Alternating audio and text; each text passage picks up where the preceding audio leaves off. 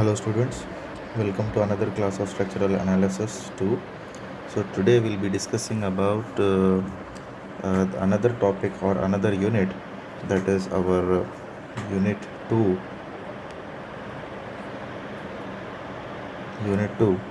that is stiffness matrix method. So in this topic I'll tell you the definition what is stiffness, then later on we'll continue with the derivation and other things. So basically in this unit completely resembles the first unit of structural analysis 1, that is slope deflection method. You people have remembered what is slope deflection method, isn't it? So the same thing will be happening here, but before that I'll simply write down the definitions of stiffness. So the stiffness of any material is defined as stiffness, I'll write here, it is defined as the force developed due to the force developed due to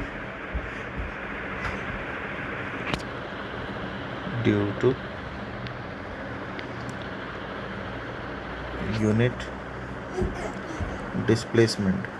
If you recall the previous unit, that is flexibility matrix method, we have seen flexibility matrix is defined as F, which is equal to deflection by reaction, isn't it? But here in case of stiffness matrix method, that is we denote it with K, so it is completely inverse of flexibility matrix, that is it will be denoted by R by delta, or else we can also write it as P by delta.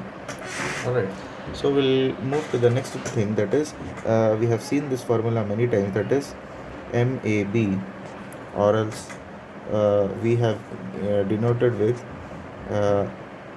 MF AB is equal to, we have used capital MAB is equal to MFAB plus 2EI by L into 2 theta A plus theta B. We all know this formula very clearly, that is capital MAB is equal to small mfab plus 2EI by L into 2 theta A plus theta B. What is this capital MAB? This capital MAB is the final moment, whereas MFAB is the fixed end moment, isn't it? So 2EI by L, EI is the flexural rigidity of the member, then theta A is the slope at point A, and so theta B is the slope at point B. Okay, so we'll try to elaborate this one, and I'll write here as capital MAB is equal to MFAB plus, if you multiply these two things, it will get converted to 4EI theta A by L plus 2EI theta B by L. Hope you all understood this complete the bracket. We have opened the bracket. Okay, so I'll write it here as equation number 1. I'll take another formula, that is capital MBA is equal to, what is the formula for capital MBA? MF BA plus 2EI by L into 2 theta B plus theta A. Alright, so once you open this one, so capital MBA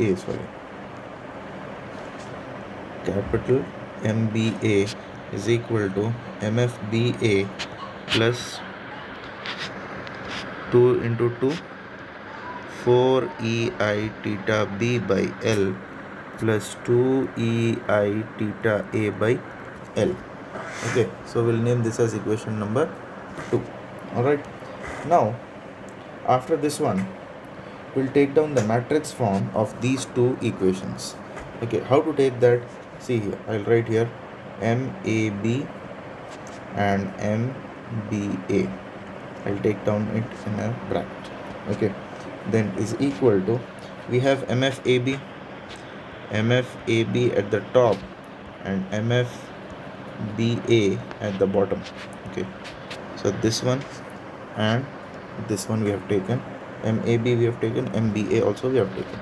Okay, plus we have, here we have 4EI by L, here we have 2EI by L.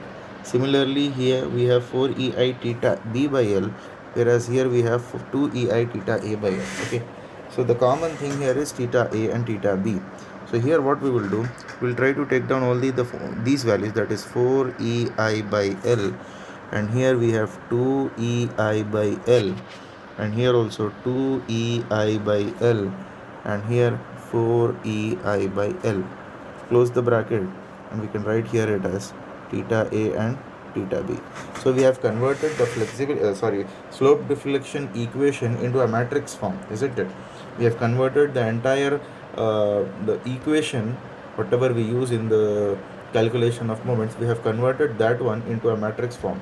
Alright, so what we will do after this one, I'll name this particular MAB, capital MAB and MBA as P, and this MFBA and MFBE BA we can name it as P dash. These are the fixed end moments, and we can name this as flexibility matrix, that is this is K. Okay, and this one as delta. Okay, so now if you want to find out delta, what we will do here, we'll try to first simplify this one. I'll write here P dash in a matrix form plus flexibility matrix K into delta is equal to the flexibility matrix of final moment, that is MAB and MBA. Okay, now I need this delta. So to calculate this delta, what I will do, I'll keep my matrix K here and delta matrix also at same place.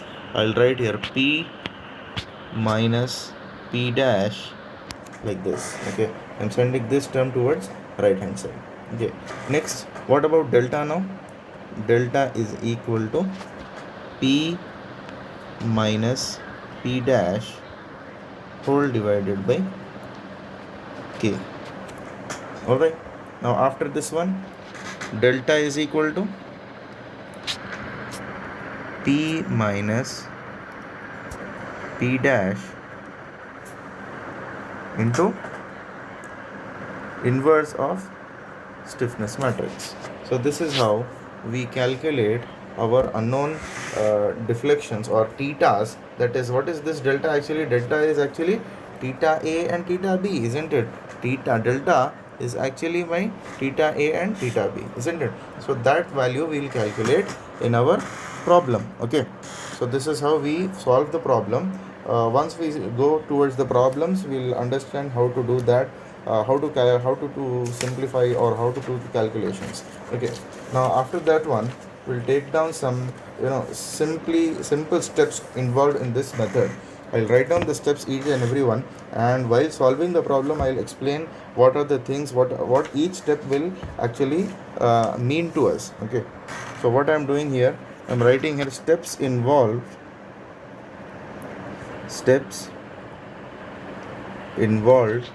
in stiffness matrix method. Okay, so the very first step here is determine the kinematic indeterminacy of the structure. Determine the kinetic indeterminacy.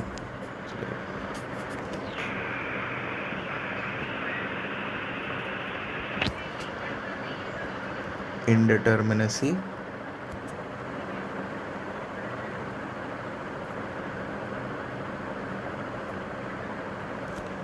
of the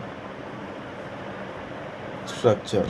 So what is this kinematic indeterminacy? We'll see that in the while solving the problem. Okay, Then the next step is identify the displacement components and assign the coordinates. Identify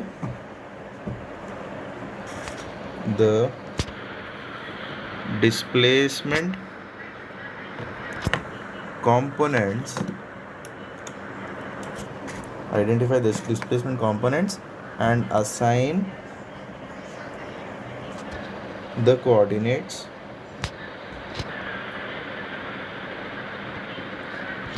1, 2, 3, and so on.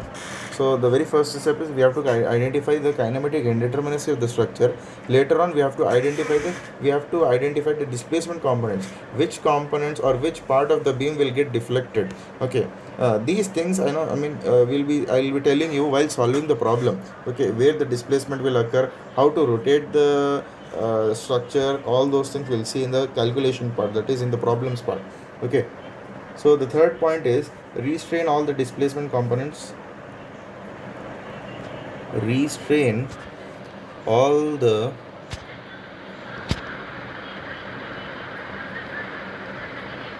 displacement components to attain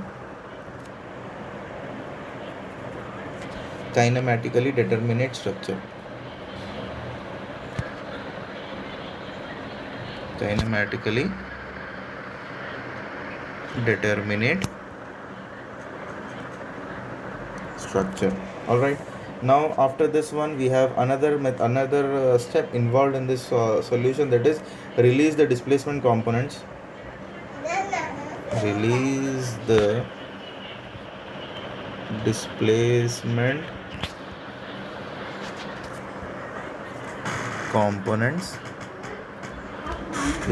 components one by one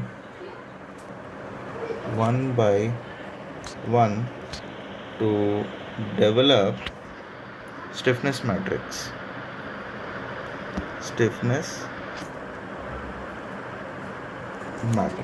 Okay, find out the fixed end moments. After that one, we have to calculate the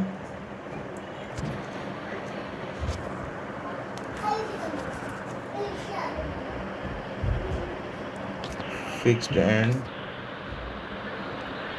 moments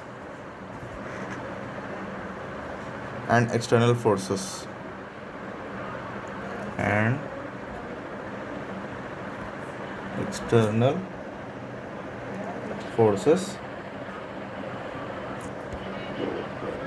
Okay, next, knowing the displacement, find the end moments. So once you know the theta value,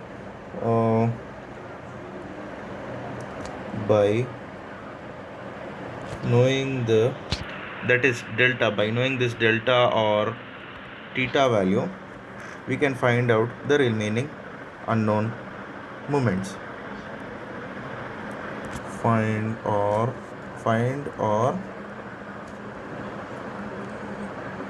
calculate unknown moments and reactions. Okay, these are the 6 steps involved in the calculation of our stiffness matrix method. Okay, these are the 6 steps which will be, I'll be telling you all the things in a clear fashion once we solve the problem. Now we'll go for the properties of stiffness matrix. What are the properties we have for stiffness matrix method? Properties of stiffness matrix method. So the properties are, the very first property is it is a square matrix. Always our kinematic flexible stiffness matrix will be a square matrix. Okay, properties of stiffness matrix actually. Okay, then the next is it is symmetric matrix. It is a symmetric matrix. Okay, and the third point, which is very very important, that is size of the stiffness matrix. Size of stiffness matrix will be equal to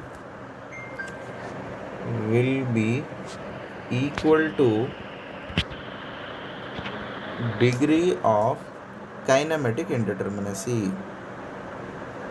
Kinematic indeterminacy of the structure.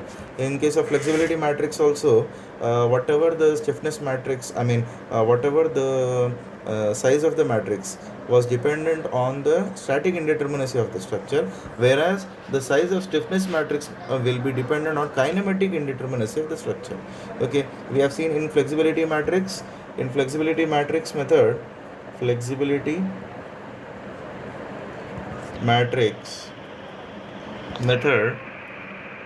have seen that in case of flexibility matrix method, degree of static indeterminacy,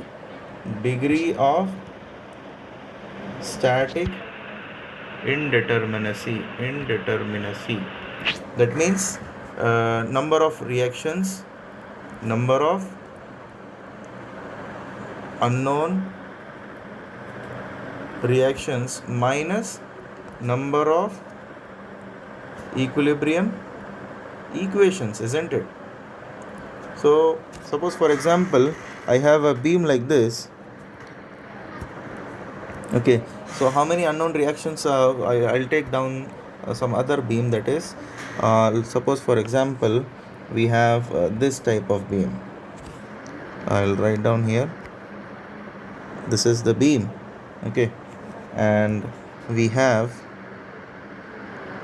one roller support at this end and one fixed support at this end, and we have one more roller support at this end.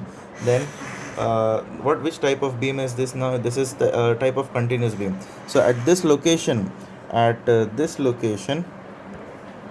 particularly at this location, we'll be having totally 3 reactions. One will go in upward direction, another will go in this direction, and we'll be having one movement. Here we'll be having one reaction, here we'll be having one reaction. So 3, 1, 1. So number of unknown reactions are here. Degree of static indeterminacy is equal to how many number of equilibrium equations, how many number of equations we have, unknown reactions, that is 5, minus number of equilibrium equations we have is sigma x is equal to 0, sigma y is equal to 0, sigma m is equal to 0. So totally only 3 reactions are there. So 5 minus 3, which is equal to 2. So degree of static indeterminacy is 2. So once we get degree of static indeterminacy as 2, then the size of the flexibility matrix will be 2 by 2. Okay, size of the flexibility matrix will be 2 by 2. Similarly, in case of static kinematic stiffness matrix method, the size of the stiffness matrix will be dependent on the degree of kinematic indeterminacy. And what is degree of kinematic indeterminacy, we'll see in the next class. Okay, thank you.